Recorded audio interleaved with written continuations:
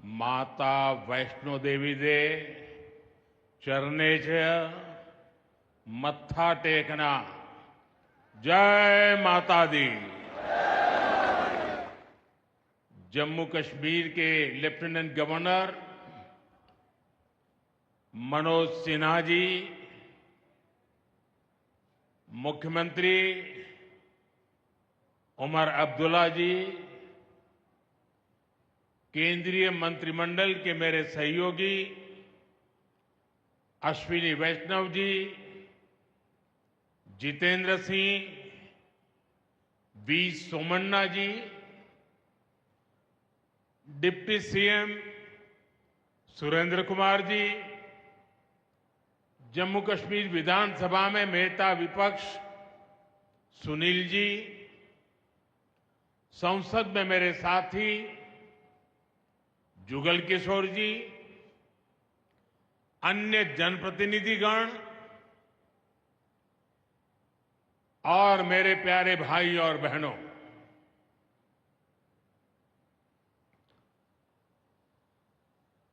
वीर जोरावर सिंह जी की ये भूमि है। मैं इस धरती को प्रणाम करता हूं।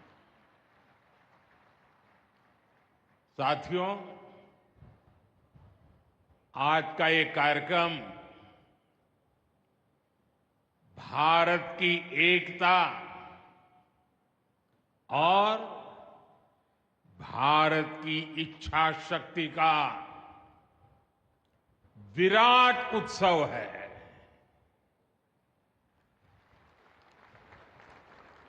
माता वैष्णो देवी के आशीर्वाद से आज वादी कश्मीर भारत के रेल नेटवर्क से जुड़ गई है।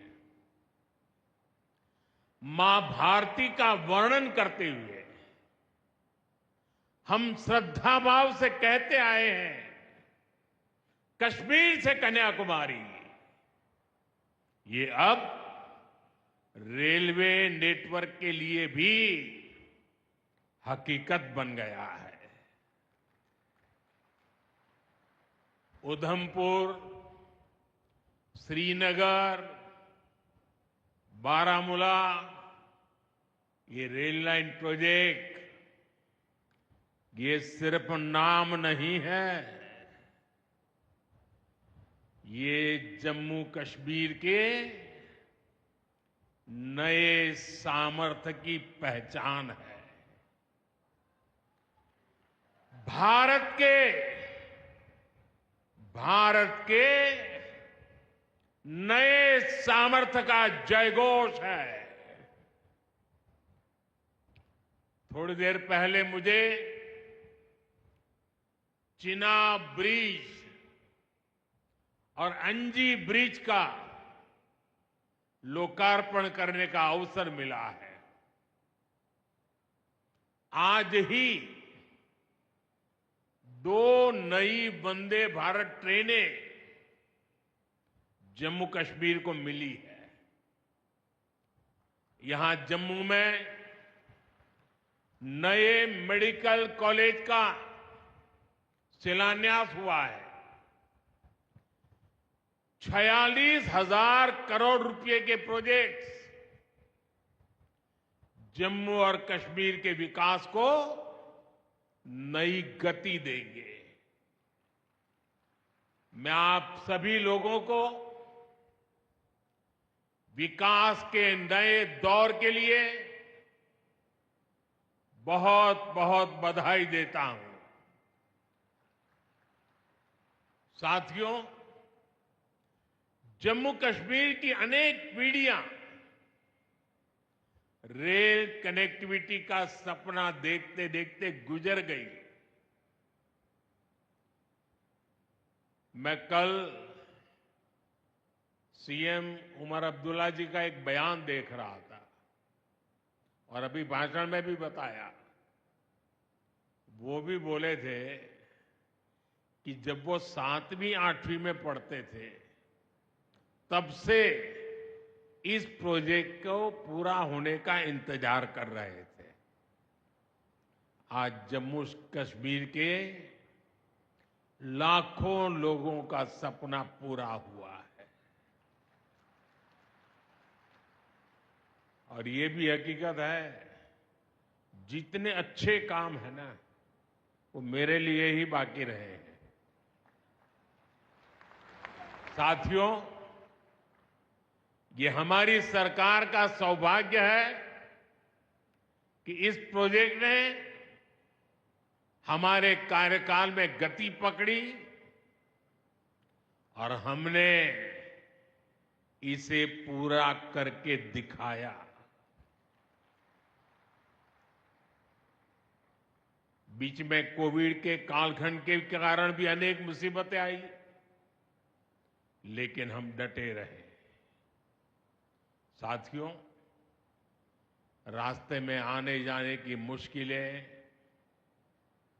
मौसम की परेशानी, लगातार पहाड़ों से गिरते पत्थर,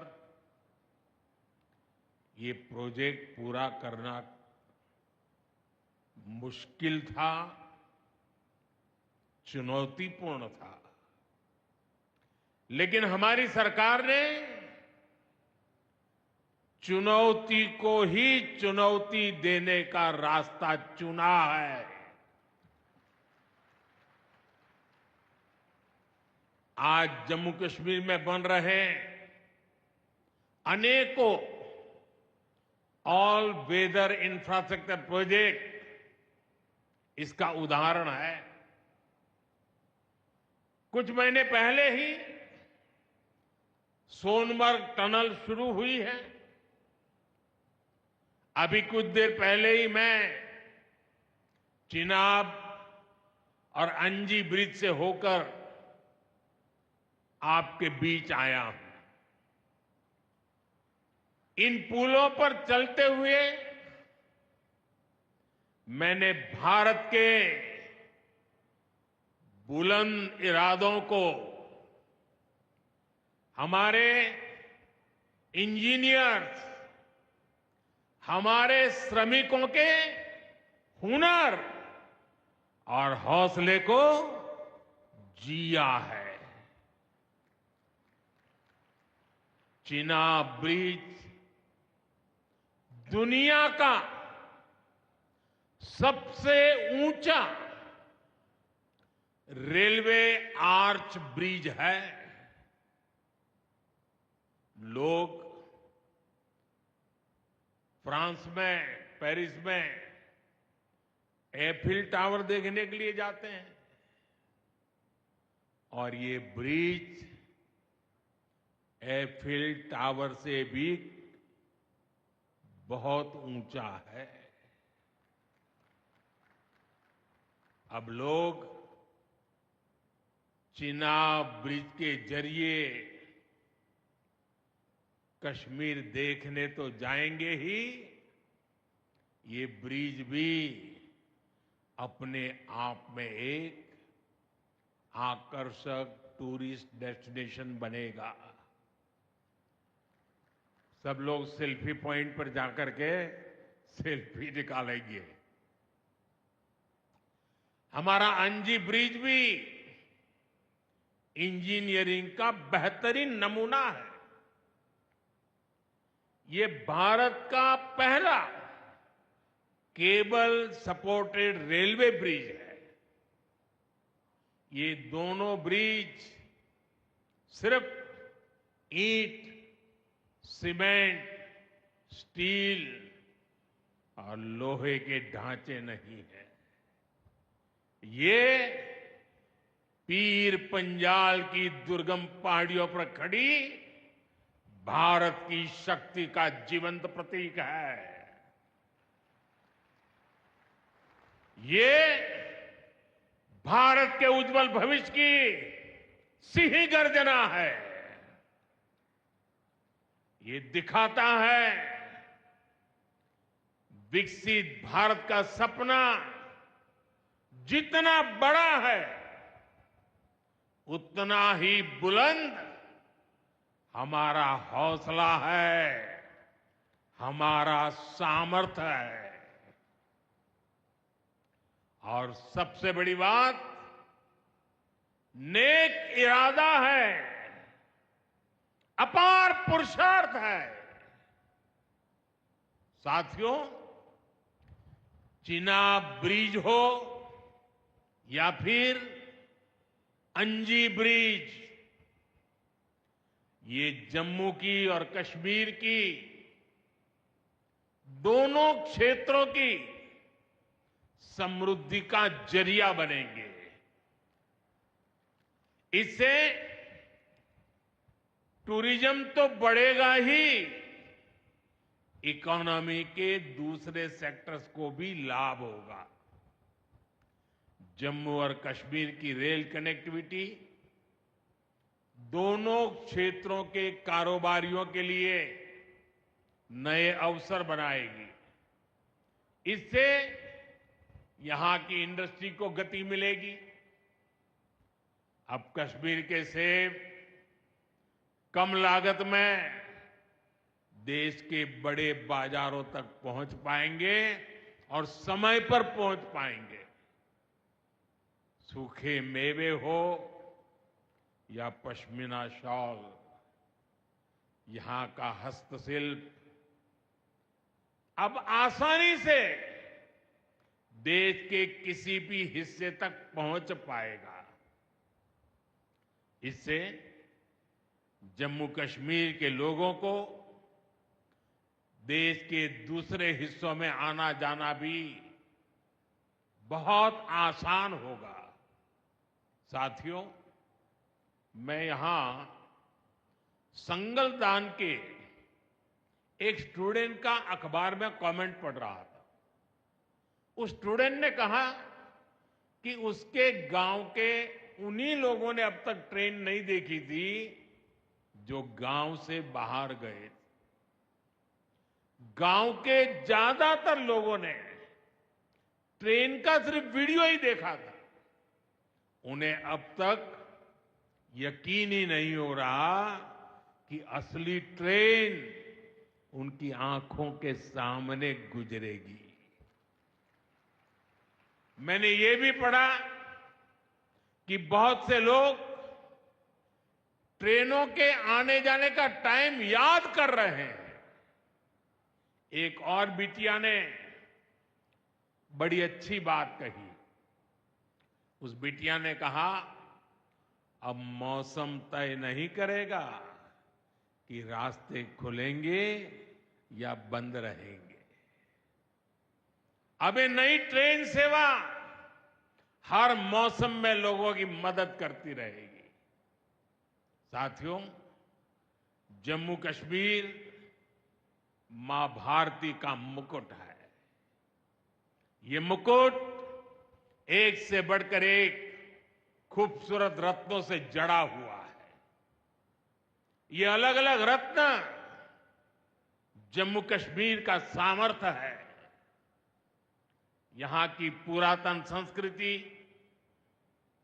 यहां के संस्कार, यहां की आध्यात्मिक चेतना, प्रकृति का सौंदर्य, यहां की जड़ी बूटियों का संसार, फलों और फूलों का विस्तार, यहां के युवाओं में, आप लोगों में जो टैलेंट है वो मुकुट मणि की तरह चमकता है।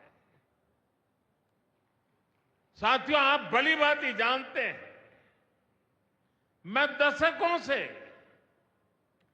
जम्मू और कश्मीर आता जाता रहा। इंटीरियर इलाकों में मुझे जाने का, रहने का अवसर मिला है। मैंने इस सामर्थ्य को लगातार देखा है, महसूस किया है, और इसलिए मैं पूरे समर्पण भाव के साथ जम्मू कश्मीर के विकास में जुटा हूं। साथियों, जम्मू कश्मीर भारत की शिक्षा और संस्कृति का गौरव रहा है। आज भारत दुनिया के बड़े नॉलेज हब में से एक हमारा जम्मू कश्मीर बन रहा है, तो इसमें जम्मू कश्मीर की भागीदारी भी भविष्य में भी बढ़ने वाली है। यहां आईआईटी, आईआईएम, एम्स और नीट जैसे संस्थान है। जम्मू और श्रीनगर में सेंट्रल यूनिवर्सिटीज हैं। जम्मू और कश्मीर में रिसर्च इकोसिस्टम का भी विस्तार हो रहा है। साथियों, यहां पढ़ाई के साथ साथ दवाई के लिए भी अभूतपूर्व काम हो रहा है। बीते कुछ सालों में ही 2 स्टेट लेवल के कैंसर संस्थान बने हैं। पिछले 5 वर्षों में यहां 7 नए मेडिकल कॉलेज शुरू किए गए हैं। आप भी जानते हैं, जब मेडिकल कॉलेज खुलता है तो उससे मरीजों के साथ ही उस क्षेत्र के युवाओं को भी सबसे ज्यादा फायदा मिलता है। जम्मू कश्मीर में अब एमबीबीएस की सीटों की संख्या 500 से बढ़कर 1300 तक पहुंच गई है। मुझे खुशी है कि अब रियासी जिले को भी नया मेडिकल कॉलेज मिलने जा रहा है। Shri Mata Vaishno Devi institute of medical excellence, ये आधुनिक अस्पताल तो है, ये दान पुण्य करने की हमारी जो संस्कृति है उसका भी उदाहरण है।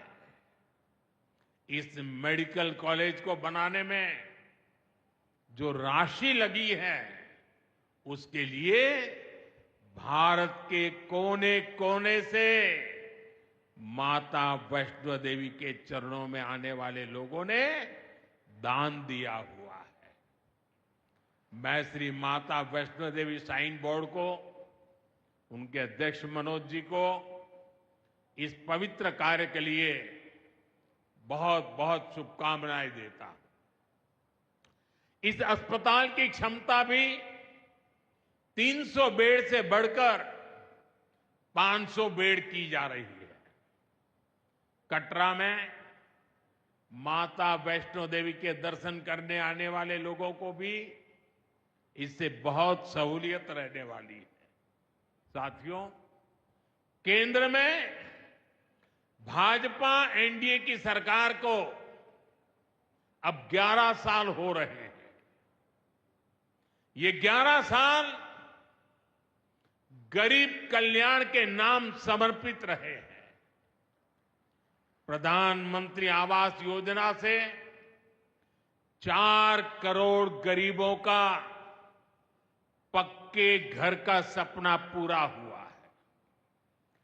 उज्ज्वला योजना से 10 करोड़ रसोइयों, उसमें धुएं का अंत हुआ है। हमारी बहनों को, बेटियों को उनकी सेहत की रक्षा हुई है। आयुष्मान भारत योजना से 50 करोड़ गरीबों को 5 लाख रुपए तक का मुफ्त इलाज मिला है। प्रधानमंत्री गरीब कल्याण अन्न योजना से हर थाली में भरपेट अनाज सुनिश्चित हुआ है। जनधन योजना से पहली बार 50 करोड़ से ज्यादा गरीबों के लिए बैंक का दरवाजा खुला है। सौभाग्य योजना से अंधेरे में जी रहे 2.5 करोड़ परिवारों में बिजली की रोशनी पहुंची है। स्वच्छ भारत मिशन के तहत बने 12 करोड़ शौचालयों ने खुले में शौच की मजबूरी से मुक्ति दिलाई है। जल जीवन मिशन से 12 करोड़ नए घरों में नल से जल पहुंचने लगा है। महिलाओं का जीवन आसान हुआ है। पीएम किसान सम्मान निधि से 10 करोड़ छोटे किसानों को सीधी आर्थिक सहायता मिली है। साथियों, सरकार के ऐसे अनेक प्रयासों से पिछले 11 साल में 25 करोड़ से ज्यादा गरीबों ने गरीबी को, हमारे ही गरीब भाई बहनों ने गरीबी के खिलाफ जंग लड़ा और 25 करोड़ गरीब गरीबी को परास्त कर करके, विजयी होकर के गरीबी से बाहर निकले हैं। अब वो नए मध्यम वर्ग का हिस्सा बने हैं। जो लोग अपने आप को समाज व्यवस्था के एक्सपर्ट मानते हैं, बड़े खेरखा मानते हैं, जो लोग अगड़े पिछड़े की राजनीति में डूबे रहते हैं, जो लोग दलितों के नाम पर राजनीतिक रोटियां सेकते रहे हैं, जरा जिन योजनाओं का मैंने सिर्फ उल्लेख किया है उसकी तरफ नजर कर लीजिए। कौन लोग हैं जिनको ये सुविधाएं मिली हैं? वो कौन लोग हैं जो आजादी के 7 दशक तक इन प्राथमिक सुविधाओं से वंचित रहे थे? ये मेरे दलित भाई बहन है, ये मेरे आदिवासी भाई बहन है, ये मेरे पिछड़े भाई बहन है, ये पहाड़ों पर गुजारा करने वाले, ये जंगलों में बसने वाले, झुग्गी झोपड़ी में जिंदगी पूरी करने वाले, ये वो परिवार है जिनके लिए मोदी ने अपने 11 साल खपा दिए हैं।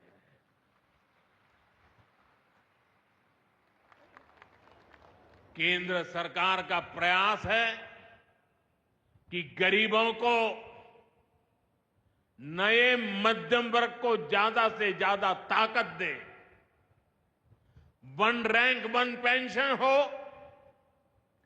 12 लाख रुपए तक की सैलरी को टैक्स फ्री करना हो, घर खरीदने के लिए आर्थिक सहायता देना हो, सस्ती हवाई यात्रा के लिए मदद देनी हो, हर तरह से सरकार गरीब और मध्यम वर्ग के साथ कंधे से कंधा मिलाकर चल रही है।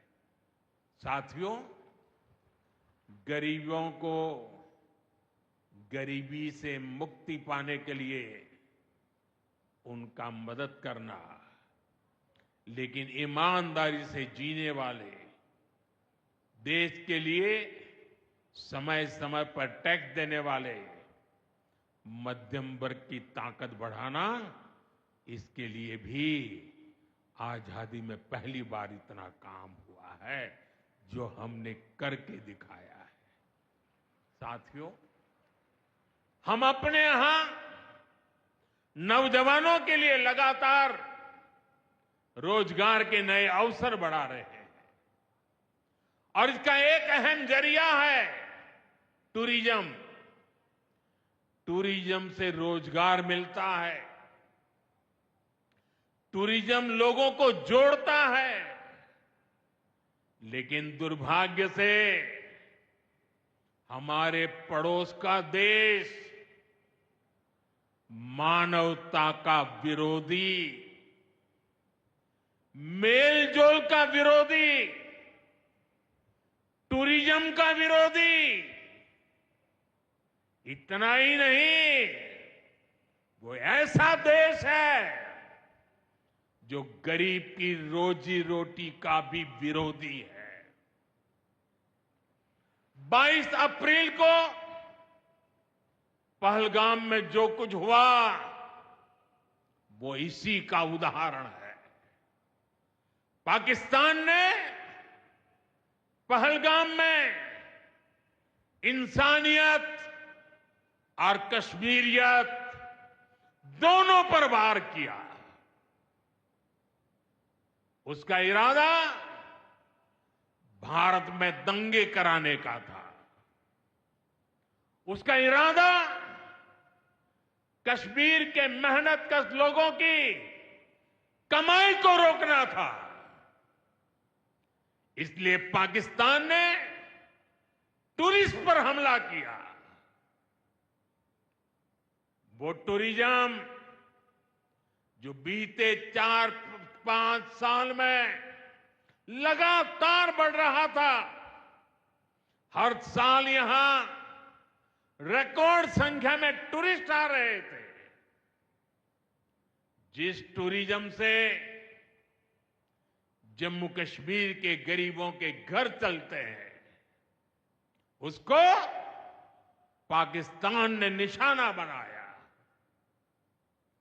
कोई घोड़े चलाने वाला, कोई पोर्टर, कोई गाइड, कोई गेस्ट हाउस वाला, कोई दुकान ढाबा चलाने वाला,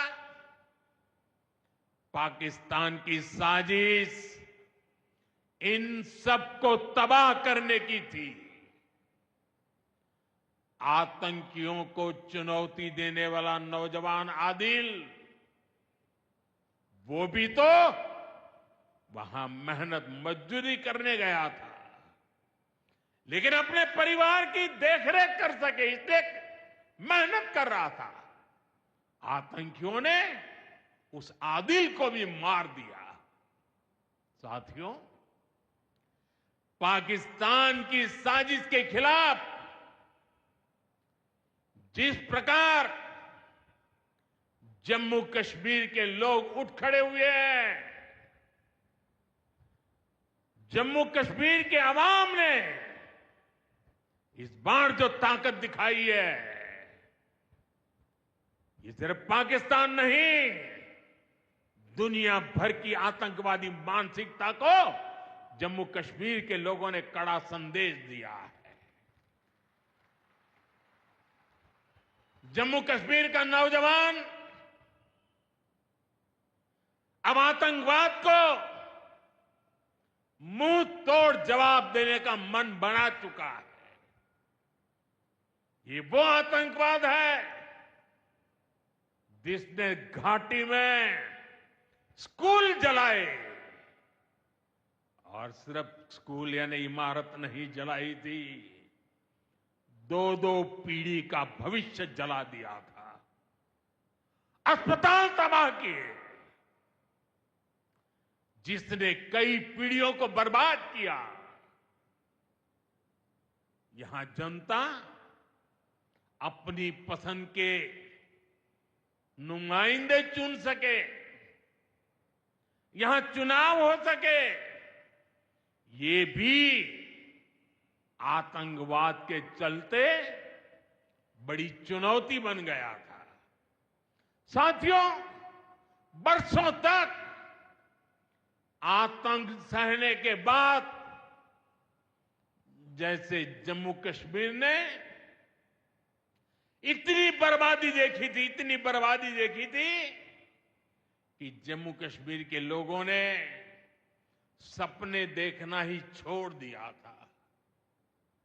आतंकवाद को ही अपना भाग्य मान लिया था। जम्मू कश्मीर को इस स्थिति से निकालना जरूरी था, और हमने ये करके दिखाया है। आज जम्मू कश्मीर का नौजवान नए सपने भी देख रहा है और उन्हें पूरे भी कर रहा है। अब कश्मीर का नौजवान बाजारों को, शॉपिंग मॉल्स को, सिनेमा हॉल को गुलजार देख करके खुश है। यहां के लोग जम्मू कश्मीर को फिर से फिल्मों की शूटिंग का प्रमुख केंद्र बनते देखना चाहते हैं। इस क्षेत्र को स्पोर्ट्स का हब बनते देखना चाहते हैं। यही भाव हमने अभी माता खीर भवानी के मेले में भी देखा है। जिस तरह हजारों लोग माता के दर पर पहुंचे, वो नए जम्मू कश्मीर की तस्वीर दिखाता है। अब 3 तारीख से अमरनाथ यात्रा भी शुरू होने वाली है। ईद की उमंग भी हम चारों तरफ देख रहे हैं। विकास का जो वातावरण जम्मू कश्मीर में बना था, वो पहलगाम के हमले से डिगने वाला नहीं है। जम्मू कश्मीर के आप सभी लोगों को और आप सबसे नरेंद्र मोदी का वायदा है।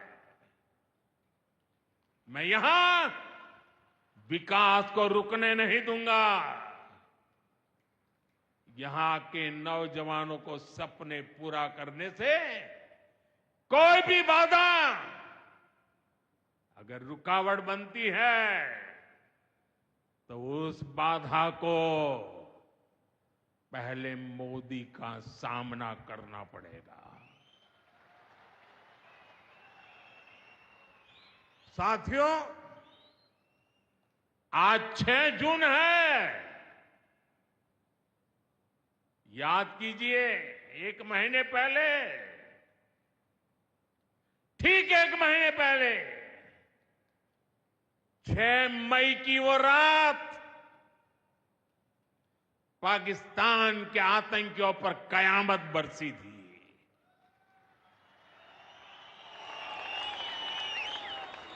अब पाकिस्तान कभी भी ऑपरेशन सिंदूर का नाम सुनेगा तो उसे अपनी शर्मनाक शिकस्त याद आएगी।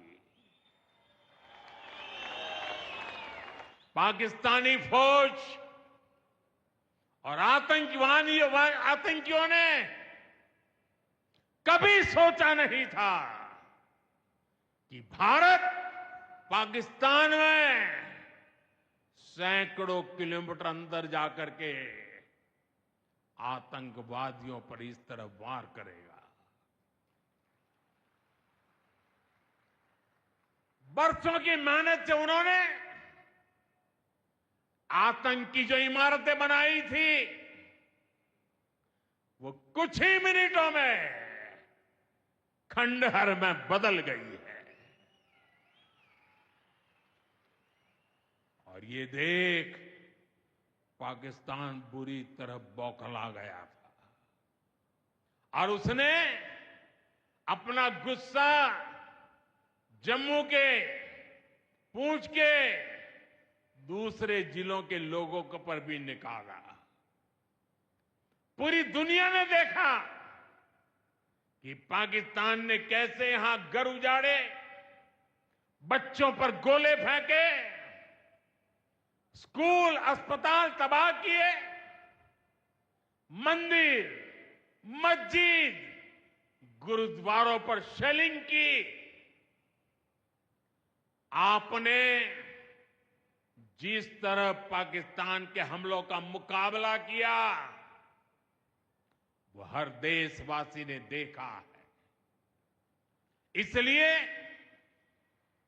अपने परिवारजनों ने उनके साथ हर देशवासी पूरी शक्ति से खड़ा है। साथियों, जिन लोगों की क्रॉस बॉर्डर फायरिंग में मृत्यु हुई है, उनके परिवार के सदस्य को कुछ दिन पहले ही नियुक्ति पत्र सौंपे गए हैं। शेलिंग से प्रभावित 2000 से ज्यादा परिवारों की तकलीफ भी हमारी अपनी तकलीफ है। इन परिवारों को शेलिंग के बाद अपने घर की मरम्मत के लिए आर्थिक मदद दी गई थी। अब केंद्र सरकार ने ये तय किया है कि इस मदद को और बढ़ाया जाए। आज के इस कार्यक्रम में मैं इसकी भी जानकारी आपको देना चाहता हूं। साथियों, जिन घरों में बहुत ज्यादा नुकसान हुआ है उन्हें अब 2 लाख रुपए और जो घर आंशिक रूप से क्षतिग्रस्त हुए उन्हें 1 लाख रुपए की सहायता अलग से दी जाएगी, अतिरिक्त दी जाएगी। यानी अब उन्हें पहली बार की मदद के बाद ये एक्स्ट्रा धनराशि मिलेगी। साथियों, हमारी सरकार बॉर्डर किनारे बसे लोगों को देश का प्रथम प्रहरी मानती है। बीते दशक में सरकार ने बॉर्डर के जिलों में विकास और सुरक्षा के लिए अभूतपूर्व काम किया है। इस दौरान करीब 10,000 नए बंकर्स बनाए गए हैं। इन बंकरों ने ऑपरेशन सिंदूर के बाद बने हालात में लोगों का जीवन बचाने में बड़ी मदद की है। मुझे बताते हुए खुशी है कि जम्मू और कश्मीर डिवीजन के लिए 2 बॉर्डर बटालियन बनाई गई है। 2 वुमेन बटालियन बनाने का भी काम पूरा कर लिया गया है।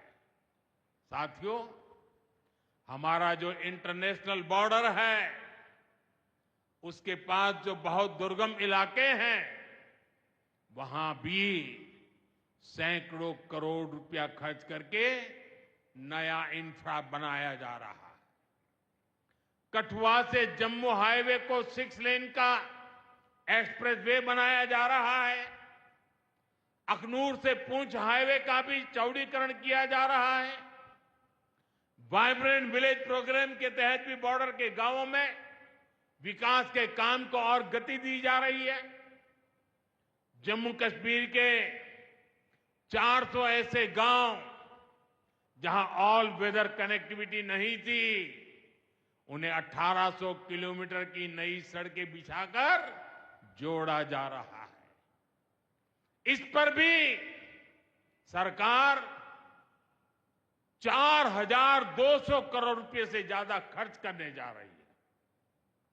साथियों, आज मैं जम्मू कश्मीर के आप लोगों से, खासकर यहां के नौजवानों से एक विशेष आग्रह भी करने आया हूं।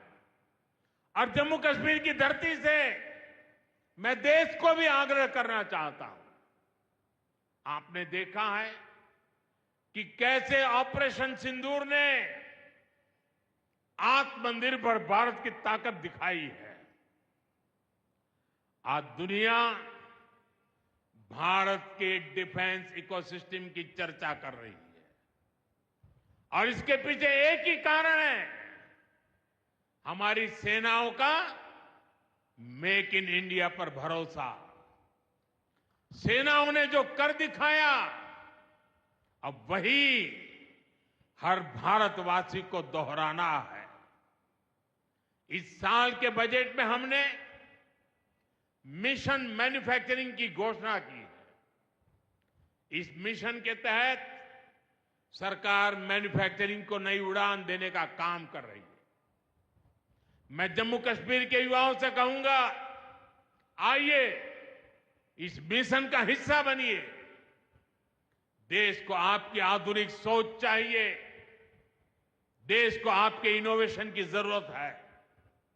आपके आइडिया, आपकी स्किल भारत की सुरक्षा को, भारत की अर्थव्यवस्था को नई ऊंचाई देंगे। पिछले 10 वर्षों में भारत एक बड़ा डिफेंस एक्सपोर्टर बना है। अब हमारा लक्ष्य है दुनिया के टॉप डिफेंस एक्सपोर्टर्स में भारत का नाम भी शामिल हो।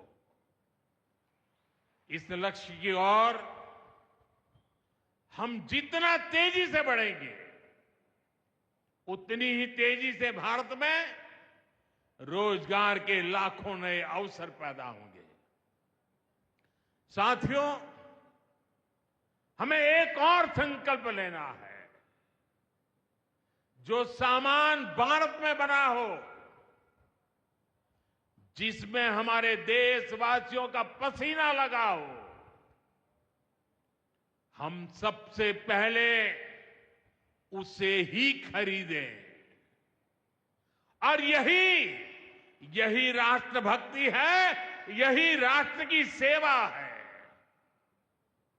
सीमा पर हमें हमारी सेनाओं का मान बढ़ाना है और बाजार में हमें मेड इन इंडिया का गौरव बढ़ाना है। साथियों, एक सुनहरा और उज्जवल भविष्य जम्मू कश्मीर का इंतजार कर रहा है। केंद्र सरकार और यहां की सरकार मिलकर विकास के कार्यों में जुटे हैं, एक दूसरे को सहयोग कर रहे हैं। शांति और खुशहाली के जिस रास्ते पर हम आगे बढ़ रहे हैं, हमें उसे लगातार मजबूत करना है। मां वैष्णो देवी के आशीर्वाद से विकसित भारत, विकसित जम्मू कश्मीर का यह संकल्प सिद्धि तक पहुंचे, इसी कामना के साथ आप सभी को फिर से ये ढेर सारे विकास के प्रोजेक्ट के लिए और एक से बढ़कर एक शानदार प्रोजेक्ट के लिए मैं बहुत बहुत बधाई देता हूं। दोनों मुट्ठी बंद करके पूरी ताकत से मेरे साथ बोलिए, भारत माता की। आवाज हिंदुस्तान के हर कोने में गूंजनी चाहिए। भारत माता की, भारत माता की, भारत माता की, भारत माता की। बहुत बहुत धन्यवाद।